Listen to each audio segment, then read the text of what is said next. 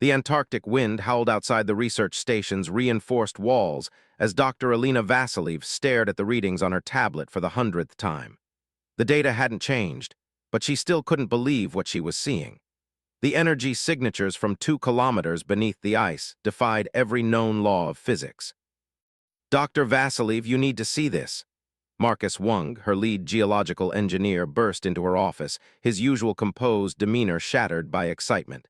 "The deep ice radar just mapped out the entire structure. It's not natural, not even close." Alina followed Marcus to the monitoring station, where a holographic display showed a massive crystalline structure beneath the ice sheet. The object's geometric precision was impossible for natural formation. Perfect hexagonal patterns repeated in 3 dimensions, creating a lattice that sprawled for nearly a kilometer in every direction. "Have you shown this to anyone else?" Alina asked, her breath catching in her throat. Marcus shook his head. "Just you and me so far, but Alina, there's more." He pulled up another screen showing dating results from the ice core samples. "The ice surrounding the structure, it's over 100,000 years old. Whatever this is, it was here long before any known human civilization." Alina's mind raced with the implications. Her team had originally come to Antarctica to study climate change through deep ice core samples. Instead, they'd stumbled upon something that could rewrite human history, or perhaps prove humanity wasn't alone in the universe. The next few weeks passed in a blur of activity. Alina's small research station transformed into a hub of international scientific cooperation as experts from every field descended upon the site. The United Nations Space Administration, UNSA, took particular interest, sending their top physicist, Dr. Raj Patel, and a military liaison, Commander James Harrison. "The energy readings are unlike anything we've ever encountered," Raj explained during their first briefing together. "It's as if the crystals are tapping into some kind of quantum field we didn't even know existed. The potential applications for space travel alone are, well, revolutionary doesn't begin to cover it."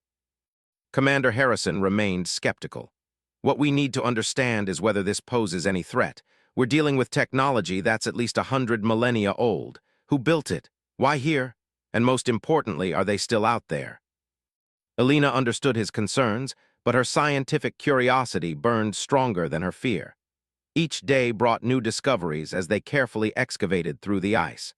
The crystals seemed to respond to human presence, emitting subtle pulses of energy that grew stronger as more of the structure was revealed. The breakthrough came on a stormy night 6 weeks into the excavation. Alina was working late in the newly constructed underground lab, studying a crystal fragment through an electron microscope, when she noticed something strange. The crystal's atomic structure was shifting, rearranging itself in response to her brain's electrical activity. "It's not just technology," she whispered to herself. "It's alive." Before she could document the phenomenon, the crystal began to glow with an intense blue light. Similar illumination spread through the ice above, revealing the true scale of what they'd discovered. The entire crystalline structure was awakening. Alarms blared throughout the research station as energy readings spiked off the charts. Alina rushed to the main chamber where her team had exposed the largest section of the structure. The sight before her defied description. The crystals had formed what appeared to be a control interface, hovering in midair and pulsing with otherworldly light. Commander Harrison burst into the chamber with a security team, weapons drawn. "Everyone out! We don't know what we're dealing with." But Alina stood her ground, transfixed by the display before her. The crystalline interface was projecting symbols into the air, not random patterns, but a clear message.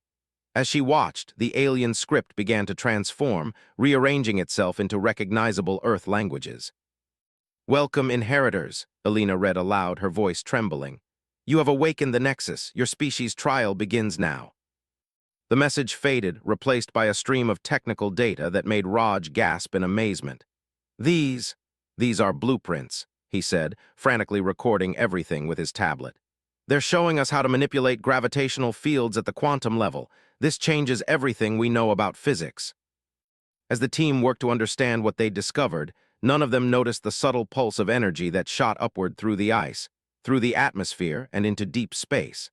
High above Earth, something ancient stirred in response. Humanity had found their key to the stars, but they'd also announced their presence to forces they couldn't yet comprehend. The discovery beneath Antarctica wasn't just a technological revolution. It was humanity's first step into a much larger universe, and their greatest test was about to begin. The weeks following the Nexus's awakening transformed the Antarctic Research Station into humanity's most advanced scientific facility. Teams of researchers worked around the clock, trying to decipher the vast amounts of data streaming from the crystalline structure. Dr. Alina Vassiliev hadn't slept properly in days, but the excitement of discovery kept her going. "The mathematics behind this is beautiful," Dr. Raj Patel explained, gesturing at the holographic displays surrounding them. "It's like they found a way to fold space itself. The calculations suggest we could reduce interstellar travel time from centuries to mere months." Alina watched as the crystals pulsed with their ethereal blue light, responding to their presence. The interface they discovered had continued to provide information, but it felt deliberate, measured, as if they were being tested on each piece before receiving the next. Commander Harrison entered the chamber, accompanied by a new face, Dr. Olivia Blackwood, the world's leading expert in quantum computing. The commander's expression was grim. "We've detected more energy pulses leaving Earth's atmosphere. Whatever signal we triggered, it's getting stronger." "The crystals are acting as some kind of quantum beacon," Olivia observed, her dark eyes studying the floating interface. "Each pulse carries terabytes of encrypted data, but the pattern is unlike anything in our databases. It's as if they're reporting our progress to someone." The team's breakthrough came unexpectedly during one of their routine experiments. Marcus Wung had been cataloging crystal samples when he noticed something extraordinary. "Dr. Vassiliev, the crystalline structure, it's reconfiguring itself based on our thought patterns." Alina rushed to his station, watching in amazement as the crystal sample reorganized its molecular structure in response to Marcus's brainwave patterns. It wasn't just technology they were dealing with, but a hybrid of organic and mechanical engineering far beyond human understanding. "It's a neural interface," Olivia breathed, her fingers flying across her keyboard. "The entire Nexus isn't just a database, it's a living computer designed to sync with conscious minds." The discovery sparked a new direction in their research. Under Alina's leadership, they began developing a way to directly communicate with the Nexus. The risks were enormous, but the potential knowledge they could gain was worth it. Late one night, as the Aurora Australis danced across the Antarctic sky, they made their attempt. Alina sat in a specially designed chamber, surrounded by crystal shards that resonated with the main structure. Electrodes connected her brain patterns to their most advanced quantum computers. "Neural link stabilizing," Olivia reported, monitoring the readings. "Quantum field is synchronizing with your brainwave patterns." Commander Harrison stood ready with a security team. "Remember, at the first sign of danger, we pull you out." Alina closed her eyes, focusing her thoughts on the crystals surrounding her.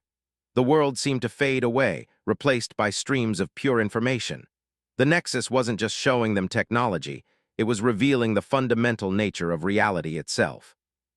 Through the neural link, Alina saw how gravity wasn't just a force, but a consequence of space-time geometry that could be manipulated.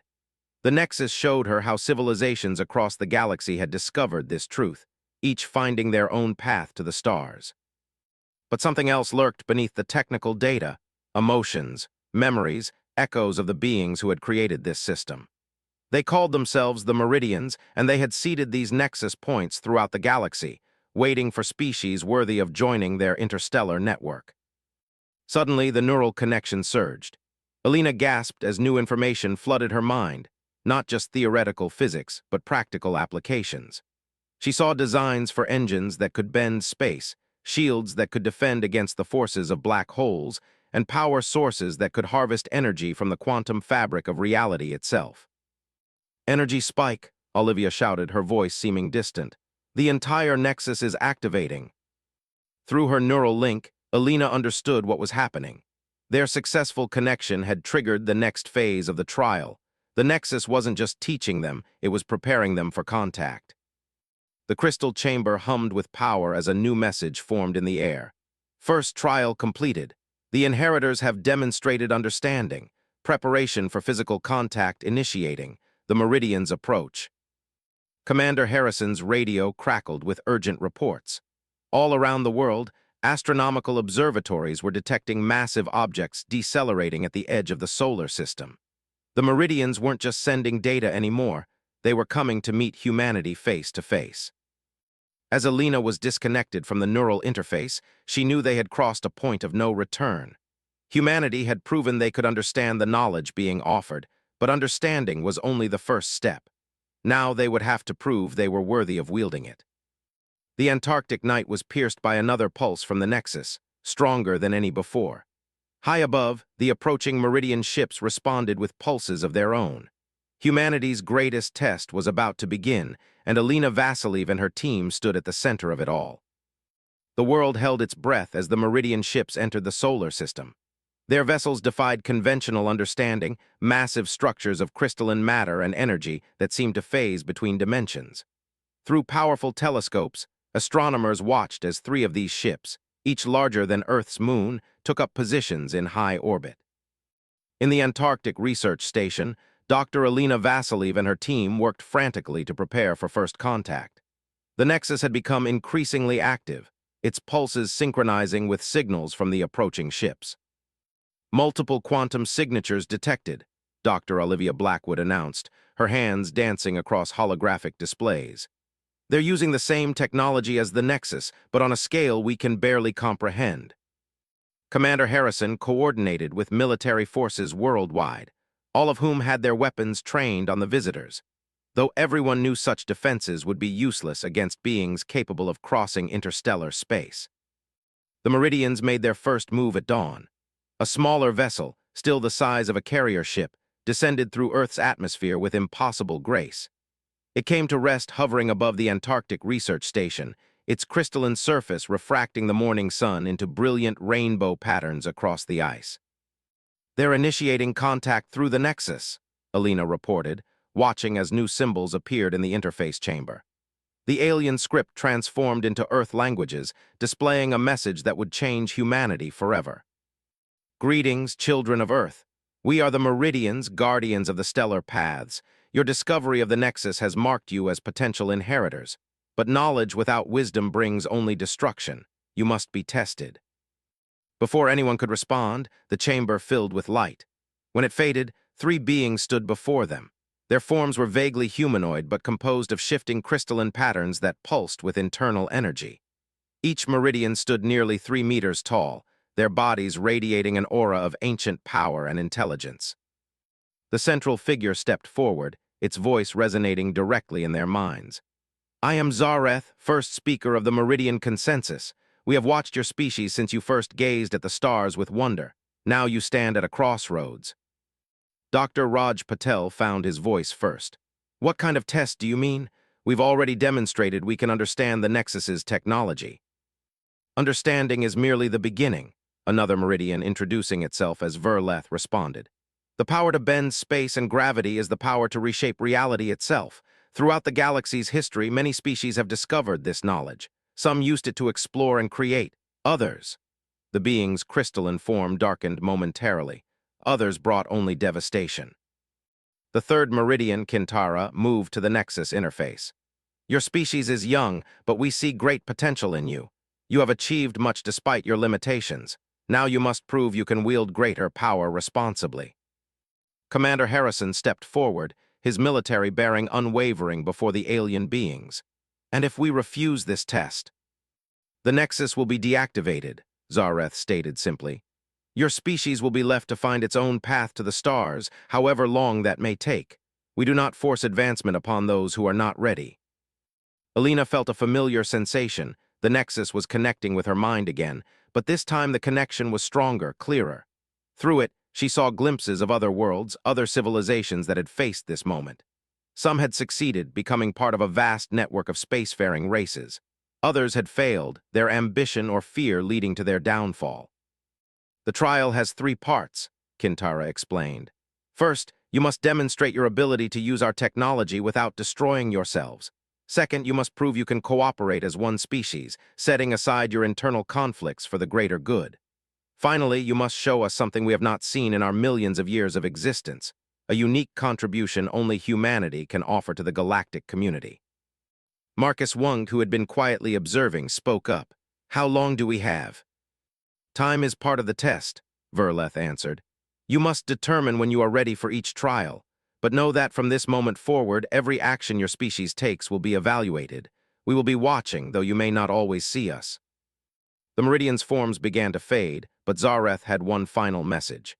Dr. Alina Vasiliv, you and your team have been chosen as humanity's primary contact point.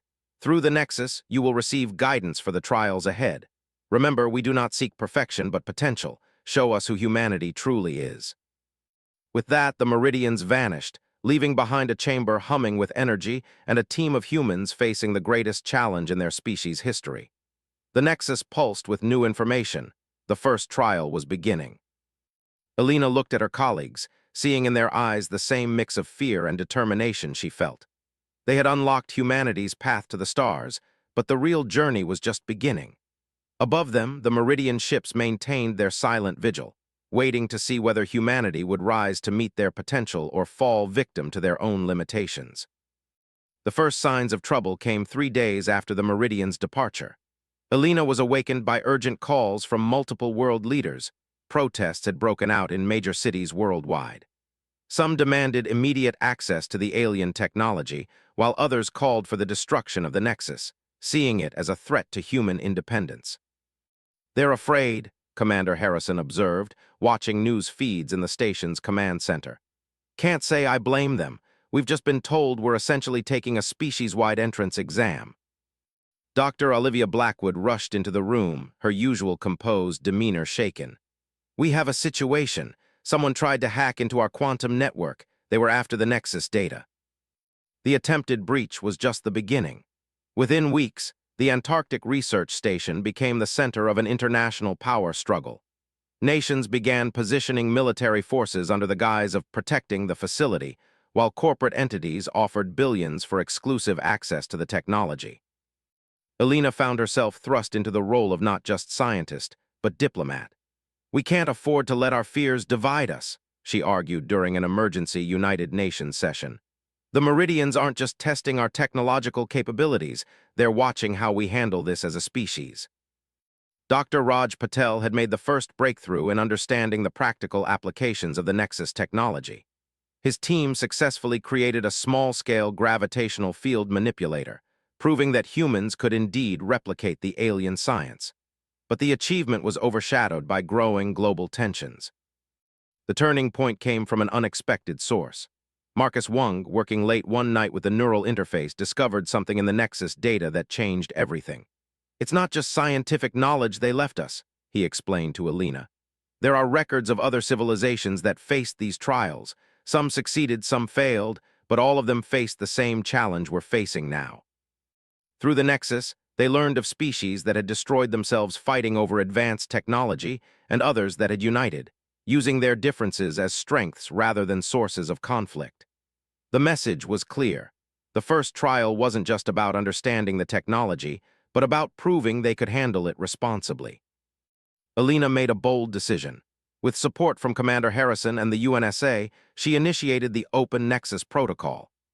Instead of restricting access to the alien technology, they would share it openly, creating an international coalition of scientists, engineers, and experts from every nation.